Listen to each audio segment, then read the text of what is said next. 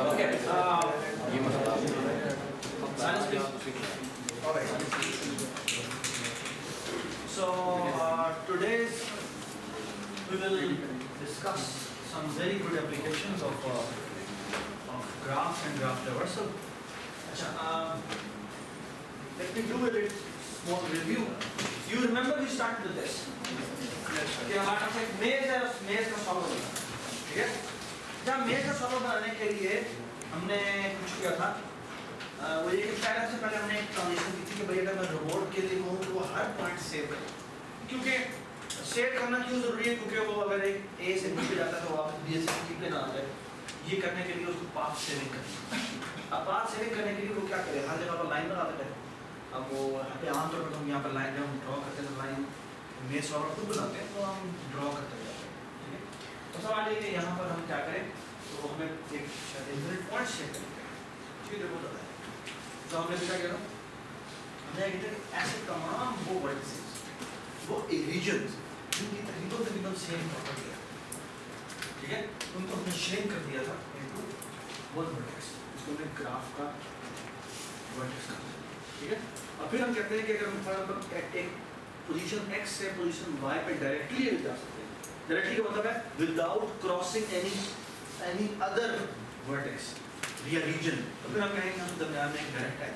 For example ये देखिए, ये जो j से मैं डायरेक्ट c पे जा सकता हूँ? नहीं जा सकता, तो इसलिए आपको यहाँ पे j से c पर h भी नहीं है, ठीक है? ये देखिए, j से मैं डायरेक्ट I पे जा सकता हूँ, you can see कि without crossing any further vertex मैं यहाँ पर रीजन में यहाँ पर पहुँच सकता हूँ, ये बात है ना? तो j से मैं एक्चुअली अगर चाहूँ तो मैं E पे भी पहुँच सकता हूँ, ठीक है? बट j से क्या मैं B पे पहुँच सकता हूँ? पहुँच सकता हूँ, लेकिन बात ये कि वो मुझे डायरेक्ट जाने का तरीका नहीं, ये बात है ना? Everybody understand? तो मैंने एक्चुअली वो रीजन जो कि तकरीबन सेम होता है उसको शेयर करके एक में रिप्रेजेंट कर दिया, ठीक है? अब फिर जब मैं एक से दूसरे पॉइंट पे जाता हूँ तो उसके जाने के दरमियान में अगर रास्ता है तो मैं कहता हूँ कि ये दरमियान में क्या है, ठीक है? ये बात सुना है? तो सबसे पहले हमने इस ओरिजिनल ग्राफ, ओरिजिनल मैप से ट्रांजिशन की थी इनटू ग्राफ, ठीक है? तो उसके फौरन बाद हमने एक बड़ी इंपॉर्टेंट चीज़ देखी थी, वो जैसे फिर भी हम इस चीज़ को रिप्रेजेंट कैसे करें, इस चीज़ को, इस ग्राफिकल रोटेशन को हम रिप्रेजेंट कैसे करें? और उसके लिए हमने दो रोटेशन यूज की थी, एक थी एडजेसेंसी रेस्ट रिप्रेजेंटेशन और एक थी एडजेसेंसी रेस्ट, दोनों के अपने फायदे और नुकसान, ठीक है? वो हमने काफी डिटेल में डिस्कस किया, ठीक है? और ये एक्चुअली चार्ट है जो ये सारे फायदे और नुकसान करता है कि अगर हमने UV एज चेक करनी हो तो मैट्रिक्स केस में डायरेक्टली क्या चेक कर सकते हैं, और इस केस में हमें ट्रांसफर कर सकते हैं। सर ये वाला केस तरह का यूज कर रहा था कि पहले जो केसेस नहीं लिस्ट के ये वाला लिस्ट ये वाला सर क्या जरूरत वगैरह ये समझ नहीं आ रहा वो कहता है डिग्री ऑफ U चेक करो या degree of V, undirected graph है ना? अनडायरेक्टेड ग्राफ का मतलब है कि U से V चेक करूं या V से U चेक करूं, एक ही बात है। तो एक लिंक लिस्ट पड़ी होगी, मैं उस लिंक लिस्ट का साइज जिसका मिनिमम साइज है उसमें मैं पहले देखूं। सर तो मैं मेरी मर्जी है, मैंने U V चेक करना है, मैं U से V चेक करूं या V से U चेक करूं, एक ही बात है, यही बात है। मैं U से V चेक करूं या V से U चेक करूं, एक ही बात है। तो अगर U में 1 मिलियन एंट्रीज पड़ी हुई है और V में 4 एंट्रीज पड़ी हुई है तो किसमें जाना चाहिए? सर लेकिन हम जो दिखो वो वर्स्ट केस वाला स्मेल नहीं चल रहा, राइट? वर्स्ट केस का मतलब है ओवरऑल वर्स्ट केस कितना हो सकता है? ओवरऑल वर्स्ट केस का मतलब ये है जो यहाँ पे U V लिखा हुआ है कि लेट्स से दोनों के दोनों वर्सेस में V एंट्रीज पड़ी है, तो फिर तो हमें ऐसे चेक करो ये होता है। नहीं आपने दूसरे वाले केस में क्या कह रहा था ये? क्या दूसरे वाले केस दूसरे केस में डायरेक्टेड ग्राफ, क्योंकि U से V डायरेक्शन लिखी हुई है। डायरेक्शन का मतलब है कि आप मुझे उसमें पूरा ट्रेवर्स करना ही पड़ेगा, आपको इमेजिन नहीं आएगा, आप मुझे पूरी डिग्री यूज हो, ठीक है? और वो वर्स्ट केस में कितना हो सकता होगी, बाकी आप लोग खुद देखें। अगर कंफ्यूजन है तो please E set of all edges, okay alright. Actually अगर तुम डायरेक्ट कहो तो E is essentially the summation of degree of each vertex, हर वर्टेक्स की डिग्री को हम ऐड कर देंगे तो ये हमारे पास टोटल नंबर ऑफ एजेस आ जाएंगे, ठीक है? Actually total number of edges नहीं आएंगे, इसके ट्वाइस आएंगे। क्यों? क्योंकि हर एक पे हर एज जो है वो यहाँ से भी काउंट हो गई, वहाँ से भी काउंट, यहाँ से, ठीक है? So summation of all degrees is not actually equal to number of edges. It is twice. ठीक है? Right? चलें जी, let's start. फिर हमने क्या किया था? फिर हमने actually इस ग्राफ की ट्रैवर्सिंग ग्राफ की ट्रैवर्सिंग में हमने क्या किया? ग्राफ की ट्रैवर्सिंग में हमने ये किया था कि हमारे पास ग्राफ है, उसकी हमने एक्सप्लोरेशन करी। तो हमने एक्सप्लोरेशन कैसे की थी? तो हमने कहा हमको आपको एक ग्राफ मिला हुआ और उस ग्राफ में एक पर्टिकुलर वर्टेक्स मिला हुआ और हम कहते हैं हाँ भाई इससे एसोसिएटेड जितना भी ग्राफ है उसे तुम एक्सप्लोर करो। ओके, उसे तुम एक्सप्लोर करो। तो हमने कैसे किया था सालस?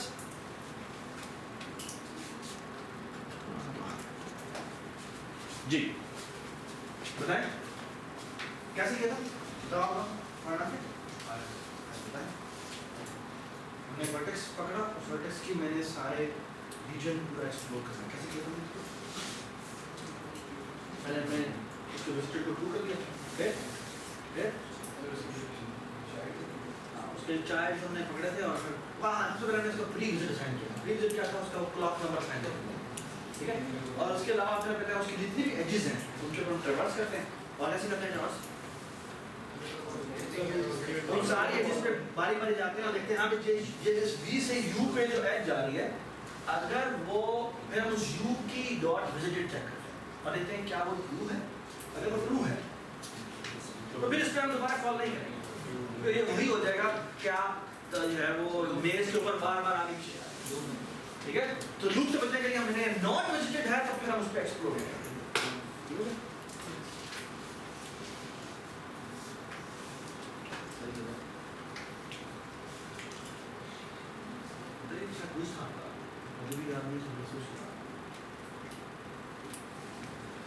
जी, और फिर हमने प्री विजिटर कोर्स को आज बहुत खूबसूरती से यूज किया, ठीक है? उसके अलावा आपका डीएफएस है, जो जनरल डीएफएस है वो कैसे करता है काम? वो ये करता है कि हम हर वर्टेक्स के डॉट विजिट को ड्रू कर देते हैं और सकते हैं फिर क्या करते हैं हम हर वर्टेक्स पे जाते हैं और कहते हैं अगर वो विजिटेड नहीं है तो उसको ऊपर एक्सप्लोर करते हैं, ठीक है? जितनी दफा एक्सप्लोर कॉल होगा वो हमें बताएगा कि इसमें कितने कनेक्टेड कंपोनेंट्स हैं, ठीक है? ठीक है, बस हमने थोड़ा मॉडिफाई किया था कि अगर मुझे ये इंफॉर्मेशन करना कि कितने कनेक्टेड कंपोनेंट्स हैं तो वो हमने एक बड़े खूबसूरत से इनको हैंडल किया था। फिर मैंने यहाँ पे टेबल बनाया था तो मैं कनेक्टेड कंपोनेंट होगा और फिर हमने एक्सप्लोर में V के साथ चेंज करके एक तो हम ग्राफ से एक्सप्लोर करते हैं, यहाँ पे G पास करते हैं तो G पास होता है, V पास होता है और साथ हम उसका कनेक्टेड कंपोनेंट नंबर लेते हैं और वो इंक्रीमेंट किया होता है प्लस प्लस करके, ठीक है? देखिए हमने ग्राफ एक्सप्लोरेशन, ठीक है? So I think we are done with this. Okay? I suppose that अभी अच्छा इस सवाल का जवाब से क्या फायदा होगा? अभी तक हमने जो किया उसका फायदा कि हमने रीचेबिलिटी प्रॉब्लम सॉल्व की। रीचेबिलिटी प्रॉब्लम में काफी छोटा सा वर्जन और वो वर्जन क्या है? कि पाथ है या नहीं। पाथ क्या है अभी तक नहीं पता, वो पाथ क्या है उसके बारे में अभी तक हमें नहीं पता। इससे इस तक पाथ क्या है ये अभी तक हमें नहीं पता, ठीक है? अच्छा, अब आपको ना एक और इम्प्लीमेंटेशन दिखाता हूँ उसकी, जो कि ये हमारी इम्प्लीमेंटेशन दिखा रहा हूँ कि है DPV की। DPV आपको दो बुक्स में दी हुई है, एक CRS और एक है पापा दिमित्री दास गुप्ता और ठीक है? आपको दोनों देखनी चाहिए एटलीस्ट। आपको दोनों मैं असाइनमेंट में बनाता हूँ, दोनों बनाता हूँ, ठीक है?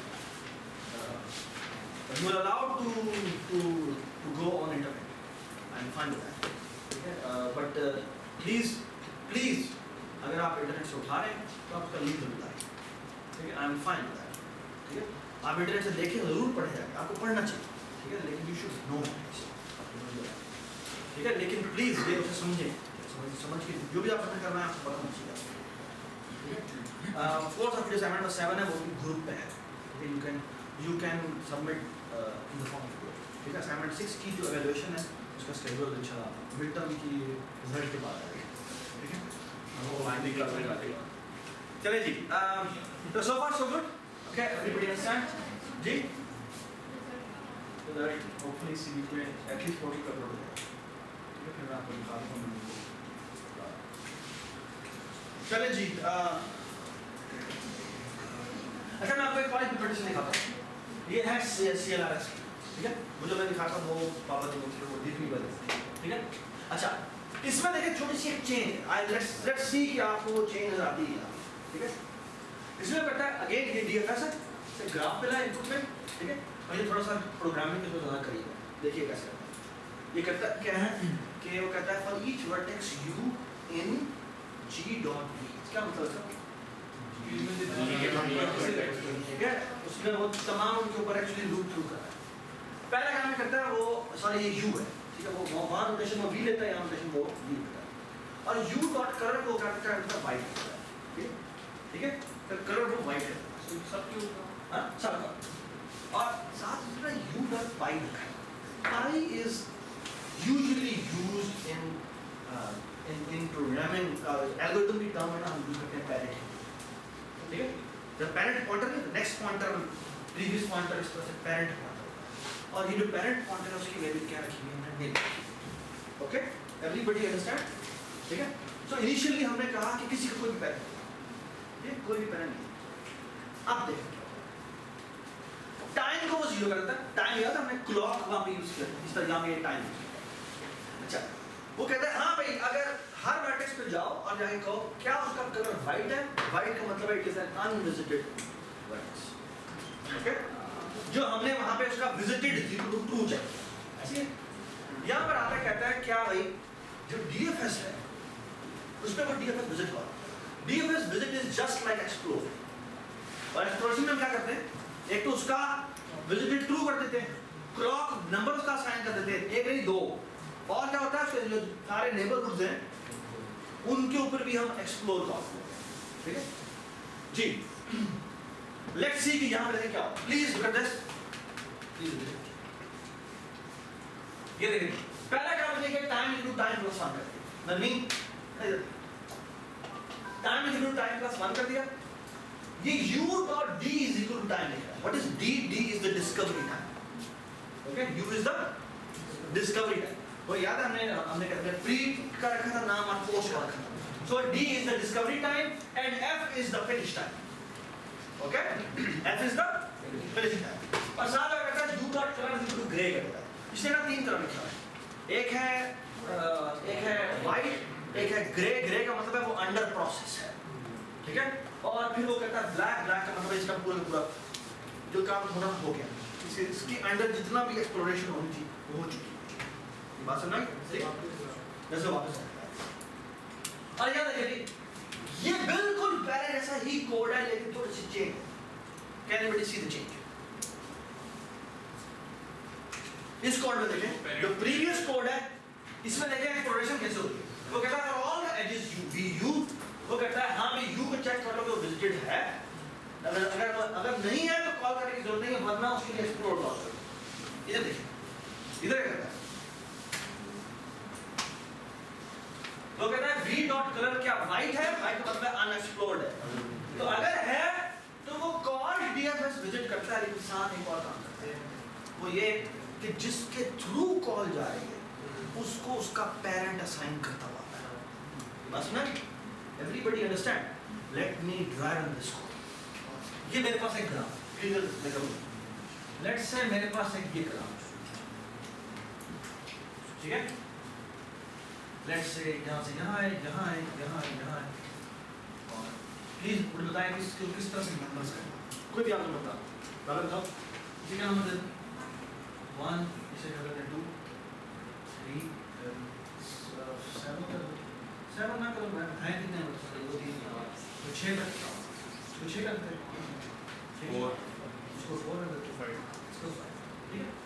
अच्छा, अब आपको मैंने बताया था कि आमतौर पर होता क्या है कि जब ये डीएफएस हम करते हैं तो वो ऑर्डर में चलता है, तो सबसे पहले डीएफएस शुरू कहाँ से, तो वो यहाँ पर आएगा, ठीक है, यहाँ पर आके अगेन वो इस कोड को देखो, पहले सबको वो वाइट करना है, और सबके पेरेंट क्या है, सो पेरेंट ऑफ 1 जो है वो कितना है, वो है इस तरह सबके पेरेंट ऑफ जो है वो क्या है, तो parent of 5 is also, parent of 3 is also, okay? Parent of 6 is also, parent of 4 is also, parent of T2 is also, ठीक है। अच्छा कितना पे अब वो कहता है कि 1 पे वो कॉल करेगा, 1 से कॉल किधर जाएगी, इधर, ठीक है। जब वो इधर कॉल करने लगता है, राइट कहाँ से राइट नहीं राइट लेफ्ट कुछ नहीं होता वहाँ, उसके वो चलता है आइडेंटिटी के हिसाब से। तो वो हमने ऑर्डर में रखी है। तो वो पहले वो 3 को कॉल करेगा या 4 को कॉल करेगा, उसे जब अगर वो नेबरहुड चेक करेगा लिंक लिस्ट के साथ देखा जाए तो पहले तो 3 मिलेगा 5 मिलेगा, पहले तो 3 मिलेगा, ठीक है। तो पहले वो 3 में जाएगा, ठीक है, होना है ये बात समझेगी। अगर एडिशनसी मैट्रिक्स होगी तब क्या मिलेगा, तब भी 3 मिलेगा। क्यों? क्योंकि वो चेक करेगा 1 से 2 से, लेकिन 1 और 2 से उसको कुछ नहीं मिलेगा, तो वो डायरेक्टली 3 मिलेगा। 3 पे जाने से पहले उसका पेरेंट सेट कर देता है। अब क्या होगा, पेरेंट सेट क्या करेगा, इसका पेरेंट सेट करेगा 1, ठीक है। अब इसके ऊपर एक्सप्लोर कॉल कर देगा वो, अब क्या होगा, यहाँ से जी शाबाश 5 पे आएगा, मतलब क्या है, इसका पेरेंट सेट हो जाएगा कौन, हाँ 2 सॉरी 3 इसका पेरेंट है 3। अब 5 पे आ गया, 5 होता है 5 से वापस पहले वो 1 पे जाकर चेक करेगा, लेकिन 1 पे वो जा नहीं सकता। क्यों? क्योंकि वो घिरे है, ओके। और ये भी चेक नहीं कर सकता, सॉरी अब वो 2 पे चेक करेगा ना, 2 पे क्या करेगा वो, डोंट फॉरगेट यहाँ पर हमारे वो जो डिस्कवरी नंबर है वो भी सारे वो है 1 2 और यहाँ पर आ गया 3, ठीक है, ठीक है। और ये बाकी सारे होने यहाँ से यहाँ आया, यहाँ पे क्या होगा, इसका पेरेंट सेट हो जाएगा 5 और इधर आ जाएगा 4, ठीक है।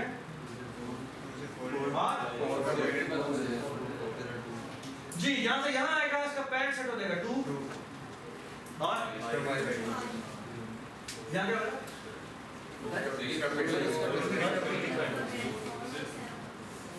जी इधर आ जाएगा 5, इधर आ जाएगा 5 पेरेंट इसका है 2, इसका पेरेंट कौन है, पेरेंट है 4, ठीक है। यहाँ से दोबारा कॉल जाएगी नहीं, ठीक है। तो क्या हो जाएगा, यहाँ आ जाएगा, ठीक है। तो एक काम करते हैं, यहाँ पर एक 7 बना देते हैं, यहाँ पर एक मिनट। अच्छा अब क्या होगा बताया, 6 7 हो गया, आगे दोबारा कॉल जाएगी नहीं जाएगी, ये वापस आएगा, ये क्या हो जाएगा 8 हो जाएगा, ठीक है। ये क्या हो जाएगा 9 हो जाएगा, ये क्या हो जाएगा 10 हो जाएगा, ये 11 हो जाएगा, अभी 11 नहीं हो सकता। क्यों? क्योंकि पूरा डिस्कवर नहीं हुआ। यहाँ से वो यहाँ जाएगा, यहाँ पे कहाँ पर आएगा, ये हो जाएगा कितना हो चुका 11 और यहीं पर हो गया 16, राइट। और इसका पेरेंट का सेट होगा पेरेंट सेट, ठीक है। हाँ ब्लैक होता है, जब जो काम खत्म होता जा रहा है वो ब्लैक होता है, ठीक है। यहाँ पर आगे की बात भाई 7 वाली बात यहाँ से वो यहाँ पे गया, आपने क्लॉक की वैल्यू इंक्रीमेंट हुई, आखिरी क्लॉक 10 था तो यहाँ पे 11 हो जाएगा और यहाँ पे 12 हो जाएगा, क्योंकि यहाँ से आगे नहीं जा सकता, ठीक है। और पेरेंट ऑफ कोर्स ये जिससे सेट करा के भेजा उसको, ठीक है जी। इससे आगे कोई डिस्कवरी जा ही नहीं, ठीक है। तो ये वापस आएगा, यहाँ आएगा जी, यहाँ बताएं यहाँ क्या हो जाएगा, नीचे 13 होगा, यहाँ जाएगा राइट, 3 सेट 3 को 13 सेट नहीं होगी, नहीं ठीक है 13 होगी, ठीक है जी। यहाँ से वो यहाँ जाएगा 14 15 और पेरेंट इसका सेट होगा क्या 1, ठीक है। हाँ जी सर, यहाँ पर हो जाएगा 6, ठीक है। समझना हर एक के पेरेंट भी सेट हो गए, ठीक है। अब मेरा आपसे सवाल है, मुझे ये बताएं अगर मैं आपको ये कहूँ, ये मैंने सारे के सारे डिस्कवर कर ली, ठीक है। बाद में अगर मैं एक और लिखता हूँ यहाँ पर 9 तो इसका क्या होता है 17 और 18, राइट। और इसका पेरेंट क्या बंदा नहीं रहेगा, ठीक है। तो मैं अगर आप क्या कहता हूँ कि मुझे 7 और लेट्स से 8 और 6 तक का पाथ बता दो, ये पाथ एग्जिस्ट करता ही नहीं, याद है हमने साथ कनेक्टेड कंपोनेंट नंबर भी लिखे होते हैं, तो वो तो दोनों के दोनों सेम आएगा, और दोनों का नंबर सेम आता है, तो वो तो क्या है बात एग्जिस्ट करता है। अब मेरा आपको सवाल है मुझे अगर मैं आपको कहूँ कि पाथ सेम आ गया, क्या आ गया? पाथ सेम आ गया। अब मुझे बताएं कि पाथ कौन सा है, ये कैसे निकालना? सर किसी एक के यानी कि पेरेंट्स 6 से 8 तक मैं कैसे पूछूं? किसी एक के पेरेंट्स चेक करते जाएं। चलो पेरेंट चेक करते जाते हैं। ये देखिए जी, ये 6 है, 6 का पेरेंट कौन है? 4, ठीक है? वैसे करते हैं, इसको हम लिखते जाते हैं। तो 6 का पेरेंट है 4, 4 का पेरेंट है 2, 2 का पेरेंट है 5, 2 का पेरेंट है 5, ठीक है? 5 का पेरेंट है 3, 3 का पेरेंट है 1 और 1 का पेरेंट है ना, रुक जाओ। अब उसके भी पेरेंट्स ज़्यादा स्टार्ट। अब हम 8 से शुरू करते हैं। हाँ जी, 8 ये है, 8 का पेरेंट 1 है और 1 का पेरेंट null है। Once you stop here, ठीक है? You know what is the path? Yes What is the path? 1 से जो है ना ज्वाइन हो जाएगा। 1 से ज्वाइन कर देते हैं। So actually what it will become is कि आप 8 से 1 पे आए, 1 से 3 पे आए, 3 से 5 पे आए, 5 से 2 पे आए, 2 से 4 पे आए। That's the path. Okay? But there is a small problem. हाँ? ऑप्टिमल नहीं है, ऑफ कोर्स ऑप्टिमल नहीं। ऑप्टिमल की क्या बात है, देखिए बदलता है ये शॉर्टेस्ट नहीं है, ओके? जो शॉर्टेस्ट है वो हम हो सकता है आज की क्लास के एंड में करते हैं, ठीक है? But before I reach there everybody should appreciate this, ठीक है? लेकिन एक छोटा सा इसमें बात है, अगर आप ये कह रहे हैं कि भाई ऊपर इससे ऊपर आगे जाओ और इससे भी ऊपर आगे जाओ और जहाँ पर वो आप आई मीन इसके भी से भी नल तक पहुँच जाए, इससे भी नल तक पहुँच जाए और फिर क्या हो जी। मसला यहाँ पर एक है और वो मसला ये है कि 6 से पाथ मेरा ये बना था और 8 से ये बना था, तो लगा ये हमारा पाथ है ना, लेकिन एक्चुअली ये बना, राइट? अब मुझे ये प्रॉब्लम कि मैं कहता हूँ लेट्स से 7 और 5 का पाथ, अब क्या होना क्या चाहिए होता? 7 से 3, 3 से 5 ये हो जाएगा। चलिए जी निकालें, कैसे निकालेंगे? ठीक है, 5 का पेरेंट है 3 का पेरेंट चला जी मान हो गया। तो फजूल में ऊपर तक जाके आप खुद से ऊपर तक क्यों जाए? ये समझ आई क्या बात की है ना? जब अगर मैं 1 तक आप जाता हूँ उसके बाद 7 पे रुक जाता है और ये हमने 5 पे किया, 7 पे करते हैं, 7 से 3 पे आया, 3 से 1 पे आया और ये बात क्या है? अगर दरमियान में कोई एक जॉइनिंग पॉइंट है तो we should stop there. So actually the path should be 5, 3, 7। बस नहीं, ये आप एक मुश्किल काम हो गया and you should appreciate it. ये इतना आसान काम नहीं है। अगर मैं कहूँ कि मुझे इसके थ्रू पाथ भी निकाल के दो तो ये अच्छा आसान काम नहीं है। You have to come up with a smart way, ठीक है?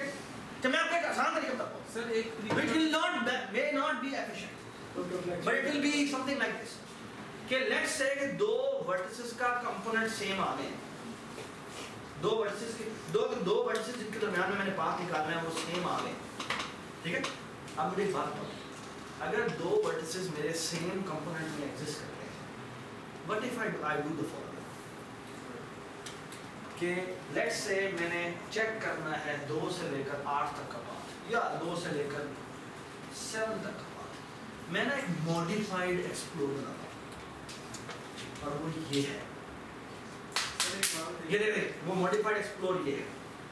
मैं अब ऐसा करता हूँ, पहले मैंने एक्सप्लोर कॉल किया था 1 से, मैं अब एक्सप्लोर कॉल करता हूँ जिन दो के दरमियान में पाथ मैं निकालना चाह रहा हूँ वो क्या है, एक 7 है और एक 2 है।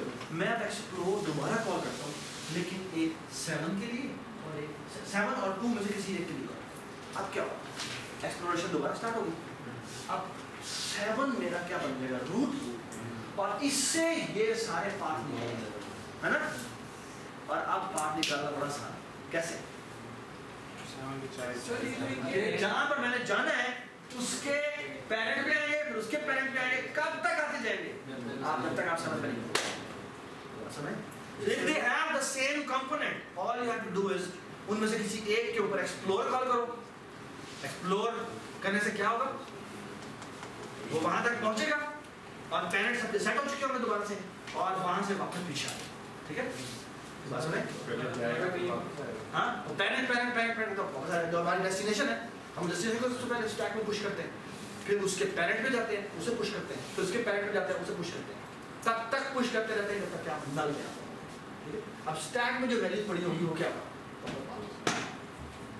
और स्टैक में ऑफ कोर्स वो उल्टा पड़ा, ठीक है ना? तो एक्चुअली आपको जो एक्चुअल उल्टा बात है, यानी कि आपने सोर्स से डेस्टिनेशन में जाना था, तो आप डेस्टिनेशन से ऊपर आना शुरू किया आपने, तो इससे क्या होगा? तो आपका जो स्टैक में पाथ पड़ा होगा वो एग्जैक्टली सीधा होगा।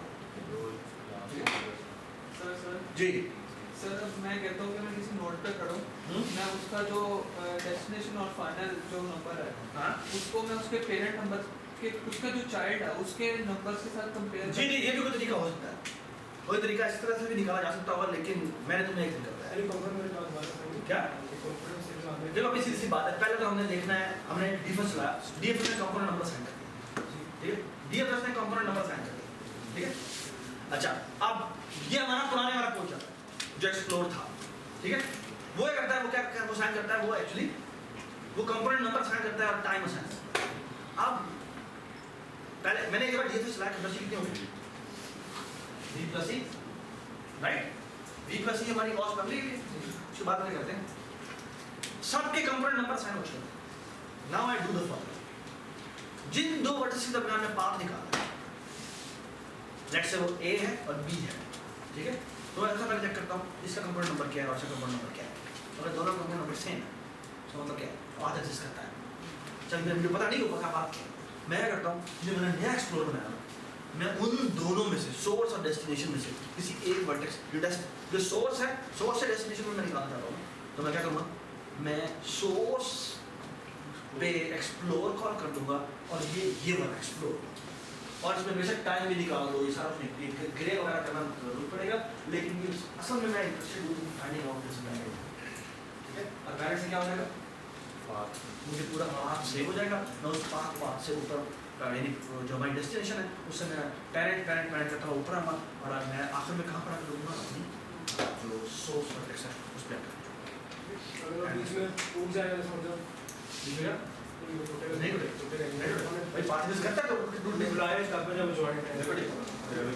अच्छा एक छोटी सी बात, ये this is another version of DFS, ठीक है? अच्छा, इसकी कॉम्प्लेक्सिटी कितनी है? अगर हमने u to v पाथ निकालना है, तो एक दफा हमने v प्लस u लगाया, e लगाया, ठीक है क्या? फिर हमने दोबारा से एक एक्सप्लोर कॉल किया, जो कि हमें दोबारा कॉस कितनी फेंक सकता है, v प्लस e दोबारा फेंक सकता है, so v plus e plus v plus, so the complexity is how much o of v plus, so o of v plus e में हमने एक्चुअली वो पाथ निकाल लिया, बस में everybody understand, ठीक है? so this is one way, by the way ये हमने सिर्फ एक पाथ निकाला है रोबोट के, ये एफिशिएंट है या नहीं, ये हमें नहीं पता, ओके? वो एफिशिएंट है या नहीं ये हमें नहीं पता, there could be some efficient way जो कि उसका शॉर्टेस्ट निकाले, क्योंकि एफिशिएंट वे क्या होता है, शॉर्टेस्ट, ठीक है? ऑलराइट, हमने सिर्फ पाथ निकाला, सॉल्यूशन निकाला, we don't care about it कि वो पाथ एफिशिएंट है या नहीं, okay? Alright, DFS in directed graphs, बिल्कुल जिस तरह से अनडायरेक्टेड ग्राफ के लिए आपका DFS का, बिल्कुल वैसे ही आपका डायरेक्टेड ग्राफ के लिए भी चलना है, ठीक है? आप क्या करते हैं, आप जिस वर्टेक्स से आते हैं, जिस वर्टेक्स से आपको पहले जिसकी ID 1 होगी उसके ऊपर हम क्या करेंगे, वहाँ से हम स्टार्ट करेंगे और उस पर एक्सप्लोर करेंगे, फिर देंगे हाँ भी कोई अभी तक अनविजिटेड वर्टेक्स रह गया, अगर रह गया तो उसके ऊपर हम दोबारा से एक्सप्लोर करेंगे, ऐसे छपड़े जाते हैं। लेकिन एक छोटी सी बात वो ये कि इट एक्चुअली मैटर्स कि आप अपने ग्राफ की लेबलिंग करने से, अलग करने से आपकी जो DFS ऑर्डरिंग निकली है, DFS ऑर्डरिंग होती है जो प्री और पोस्ट वैल्यू ये इससे फर्क पड़ता है, समझ आई बात नहीं है? मैं अपने ये जो वर्टेक्स के प्री और पोस्ट वैल्यू जो निकाल रहा हूँ ये इस पे फर्क पड़ जाएगा अगर मैं ग्राफ की लेबलिंग बदल दूँ। Okay let's be short. ये मेरा ग्राफ है, बताएं 1 किसे कहते हैं? किसको 1 कहते हैं? सेंटर वाला कहते हैं। हाँ 2 इसे क्या कहते हैं? 3 इसे क्या कहते हैं? 4 ठीक है ठीक है। By the way don't forget ये हमारा A है, ये हमारा लेट से B है, ये हमारा C है, ये हमारा D है। ठीक है इधर भी वही है ठीक है, लेकिन मैंने उसको रीलेबल कर रीलेबल करने का मतलब क्या बताएं? आप इसको 1 और तो सेट हां और तो सेट 4% पे कर देते हैं। चलो 1 कितने करते हैं? 1 ये करते हैं ठीक है, 3 इधर कर देते हैं और 2 इधर ठीक है। अच्छा अब करते हैं DFS दोनों पे अलग अलग। By the way don't forget ये हमारा A वर्टेक्स था, ये हमारा B था, ये हमारा C था, ये हमारा इट एक्चुअली मैटर्स कि आपने किसको क्या बाद में लेबल किया है, उससे आपकी ऑर्डरिंग बदल जाए। ठीक है चलो बी शॉर्ट। हाँ जी आपका DFS कहाँ से शुरू होगा? आपका DFS कहाँ से शुरू होगा? ठीक है तो यहाँ पर आएगा प्री वैल्यू 1 से किधर कॉल जाएगी? इधर कॉल जाएगी, इधर नहीं जा सकता तो यहाँ से इस पे 3 पे आएगा। 3 पे क्यों आया? 4 पे क्यों नहीं गया? एडिशनल लिस्ट में भी और मैट्रिक्स में भी 3 पहले आता है। ठीक है आता तो पहले 1 और 2 है लेकिन 1 और 0 पर। ठीक है तो ये यहाँ से यहाँ पर आएगा जी आगे बताएं 2। हाँ इसका पेरेंट मालूम है, yes you right, parent of 3 will be 1। चलो पेरेंट बता दीजिए तो यहाँ से आप वो यहाँ जाए राइट, तो यहाँ आ जाएगा 3 और यहाँ से वो यहाँ आएगा ये हो जाएगा 4। आगे बताएं अब यहाँ से 5 इधर ही 5 सॉरी इधर ही 5 यहाँ से 5 या अच्छा एक काम करते हैं तुमने जो पेरेंट का दोबारा पेरेंट से लिखो, इसका पेरेंट क्या है? Parent of 2 is how what ये है जी ठीक है जी पेरेंट ऑफ 4 क्या है? क्या है 2 पेरेंट ऑफ 4 है 2 ठीक है। और ये क्या हो गया? पेरेंट ऑफ 2 इज दिस, इसके थ्रू डिस्कवर हुई है। यहाँ से कॉल गई है ना इधर, जहाँ से कॉल जा रही है वो से और हम जो पेरेंट के तौर पे सेव होता है ना वो हम डार्क कर देते हैं। तो डार्क करने का मतलब ये है कि एक्चुअली यहाँ से वो यहाँ आया था ठीक है, और कहाँ आया था? यहाँ से वो यहाँ गया था ठीक है, फिर यहाँ से वो यहाँ आया था ठीक है।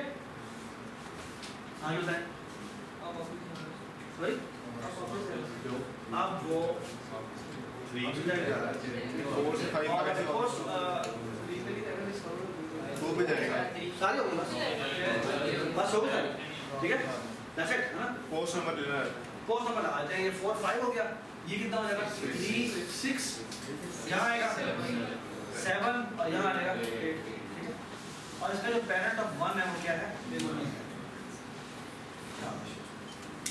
अब यहाँ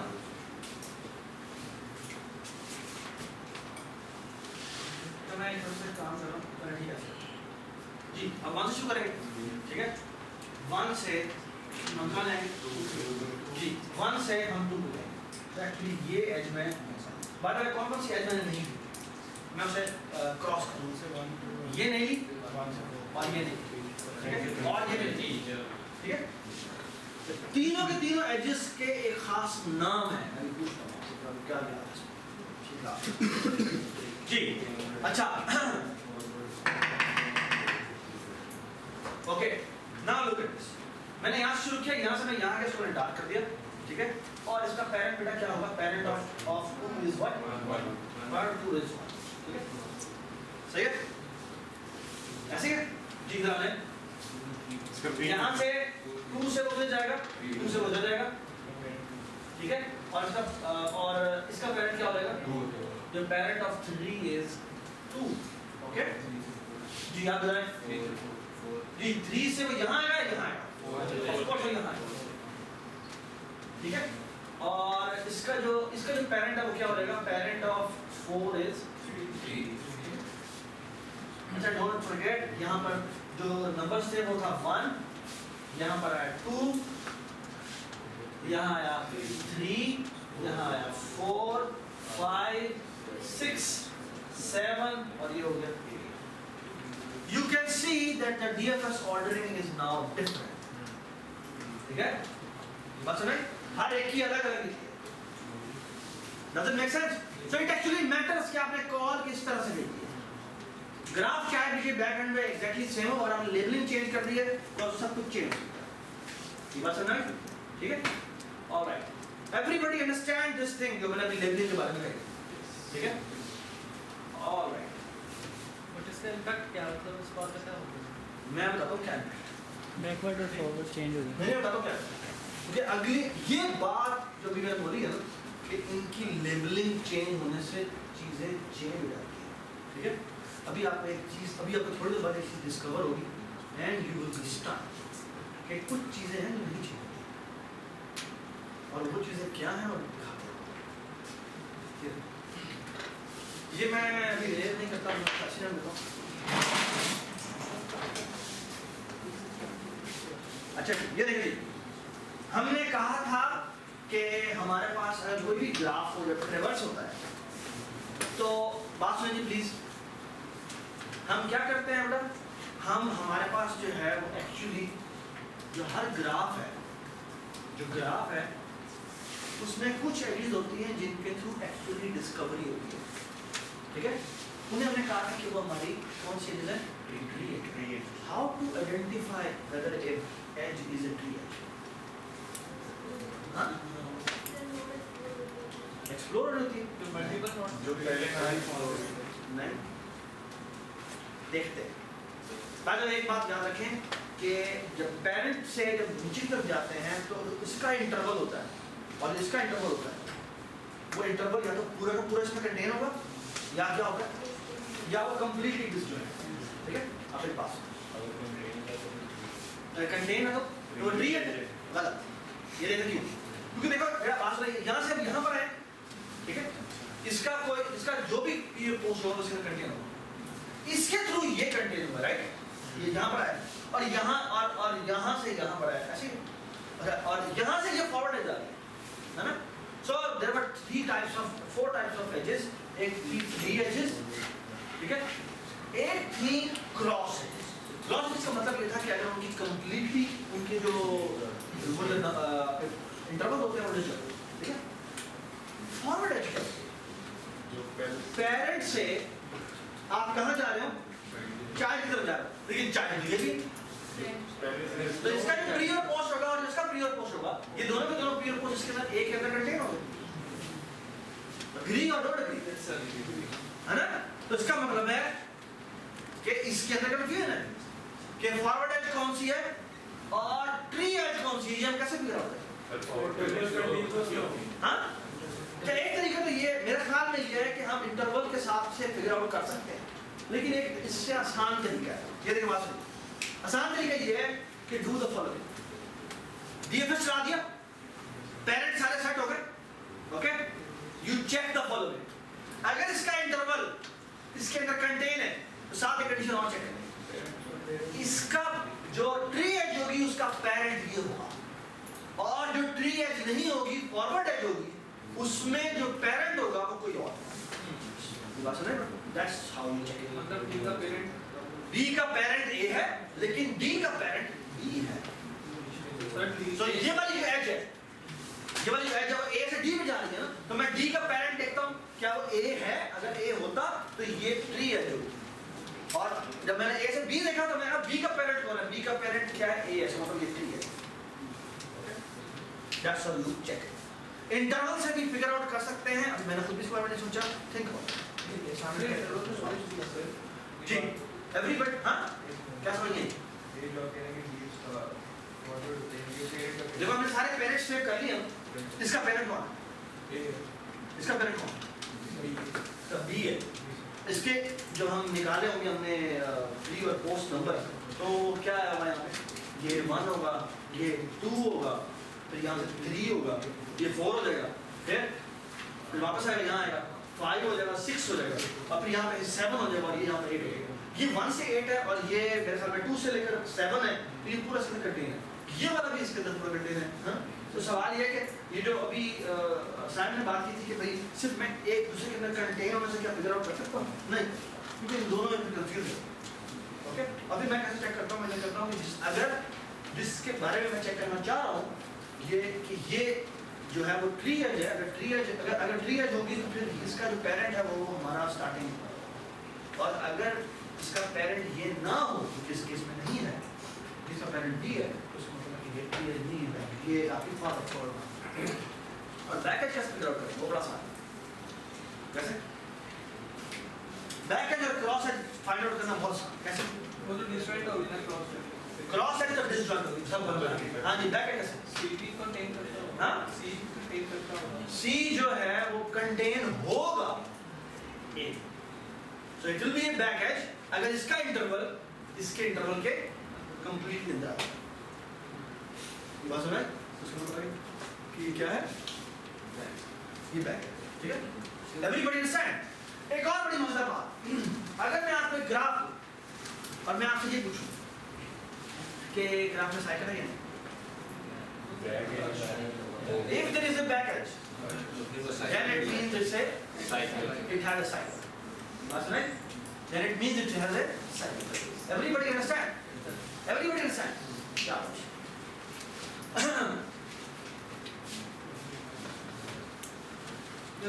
क्रॉस एज भी तो हो सकता है हमारा साइकिल हेल्प करने के लिए।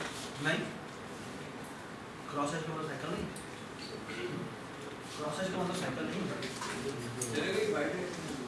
हाँ? चलेगी बाइक। ये देखो ना, ये आप उसको क्या कहते हैं? साइकिल है, साइकिल नहीं है। साइकिल ये होता अगर यहाँ से एज शूट आती तो फिर ये बैक एज होती, फिर यहाँ से ये बैक एज होती, सबसे बेटर। हाँ, साइकिल से क्या वर्ड हो? A B C बैक की वैसे क्रॉस की वैसे नहीं। हाँ, बैक एज क्रॉस का सेम जो साइकिल बनेगा वो बैक एज की वजह से। चलेगी बाइक। हाँ, बाइक। बाई डायरेक्शन हो एक साइकिल ग्राफ। नहीं, मैं हम जो बात कर रहे हैं ना, अब हम डायरेक्शनल ग्राफ की बात कर रहे हैं। ओके, क्या अगर बाई डायरेक्शनल ग्राफ हो, अनडायरेक्टेड ग्राफ हो, अगर अनडायरेक्टेड ग्राफ हो जी, बात सुनिए, अगर अनडायरेक्टेड ग्राफ हो तो मैं actually exactly O of D में बता सकता हूँ किसमें साइकिल है। कैसे बताएं? क्या बड़ा इजी बता सकते हैं। मैं बहुत easily just think about it कि अगर बाई डायरेक्शनल ग्राफ हो तो ये सवाल बहुत आसान है। ठीक है, पता है? हाँ, बस यही ये बहुत सिंपल सवाल है, तुमने जो पूछा वो। चलिए जी, अब ऐसा करते हैं, कुछ ऐसे ग्राफ के बारे में बात करते हैं जिनको हमने पिछली क्लास में शुरू किया था। इसके नाम है डायरेक्टेड एसिक्लिक ग्राफ। ठीक है, क्या डायरेक्टेड एसिक्लिक ग्राफ्स आर दो ग्राफ्स जिनमें साइकिल नहीं होता और वो डायरेक्टेड ग्राफ होता है। ठीक है, ऐसे ग्राफ जो डायरेक्टेड भी है और उनमें साइकिल नहीं है। ठीक है, अच्छा, अगर हमारे पास एक कोई डैग है, डैग क्या है? अच्छा, अगर आपके पास एक कोई डैग है तो एक बात कंफर्म हो ये कि उसमें इस डायरेक्टेड एसिक्लिक ग्राफ जिसमें डायरेक्टेड ग्राफ हो और फिर साइकिल ना हो। ठीक है, अच्छा जी, बात सुनो, अगर आपके पास डायरेक्टेड एसिक्लिक ग्राफ है तो एक बात लाजमी है, और वो बात है कि उसमें ये दो तरह के वर्टिसेस हैं, एक है सोर्स और एक है sink. Source is such kind of vertex जिससे एजेस निकल तो सकती हैं, लेकिन आ नहीं सकती। सकने का मतलब हरगिज ये नहीं है कि उसमें से एजेस निकलेंगे, निकल सकती है। ठीक है, तो what is the source of a graph? Source of a graph is a vertex जिससे एजेस उससे एजेस उस पे एजेस आना नहीं। ये सब ऐसा मैं इसका डेफिनेशन किया। So what is the source of a vertex? Source of vertex, source of a graph is a vertex जिस पे एजेस मत आए, बस निकल रही है या नहीं निकल रही है डैम केयर। अगली बात सुने, what is the sink of a graph? Sink of a graph is a vertex जिससे एजेस ना निकल रही हो, जिससे एजेस ना लीव हो रही, बात समझ? सॉरी आ जा सकती है, आए ना आए में फर्क नहीं पड़ता। तो what is a source vertex? Source vertex is a vertex जिस पे कोई एज ना आ, ठीक है? What is a sink of a vertex? जिससे कोई एज निकल ना, ठीक है? अच्छा, अब मेरा सवाल ये है कि कैसे आइडेंटिफाई करें कि कोई, फॉर एग्जांपल मैं कहता हूँ कि सोर्स कैसे आइडेंटिफाई करें? अच्छा पहले मुझे एक बात बता दें, सोर्स आइडेंटिफाई करना है, सोर्स आइडेंटिफाई करना है। सोर्स आइडेंटिफाई करने के लिए मेरे पास दो लोकेशन बतानी है। अगर मेरे पास मैट्रिक्स हो तो आप कैसे बताएंगे, या मेरे पास लिस्ट हो तो मैं कैसे बताऊं? चलिए जी पहले आसान वाला करते हैं। अगर मेरे पास मैट्रिक्स हो और मैंने फिगर आउट करना है कि वर्टेक्स हमारा सर ए का पूरा कॉलम अगर 0 है, अगर मुझे किसी वर्टेक्स को चेक करना है कि वो सोर्स वर्टेक्स है, all I have to check is कि उसका तमाम कॉलम जो है वो 0 होगा। Why? Because that column is telling me कि कौन कौन इसके पास जा रहा है। ठीक है ना बात है? 6 2 क्या एज होती है कि 6 से 2 पर मैं जा सकता हूँ। हाँ जी। 5 2 क्या एज होती है बताते हैं? 5 से मैं 2 पे जा सकता हूँ। हाँ जी। 4 2 क्या होती है? 4 से मैं 2 पे जा सकता हूँ। ठीक है? So all I have to check is that column. ठीक है जी? आप मुझे बताएं additional matrix additional list sir चुप कोई और बताए, राबिया बताओ। अगर मैंने फिगर आउट करना है कि एक वर्टेक्स जो है वो हमारा सोर्स वर्टेक्स है, क्या समझे? सोर्स का मतलब उसके ऊपर एज नहीं आनी चाहिए, तो ये हम कैसे फाइंड आउट करें? जी राबिया, मैट्रिक्स नहीं है मेरे पास, एडिशनल लिस्ट पड़ी है। एडिशनल लिस्ट का मतलब है मुझे क्या करना पड़ेगा?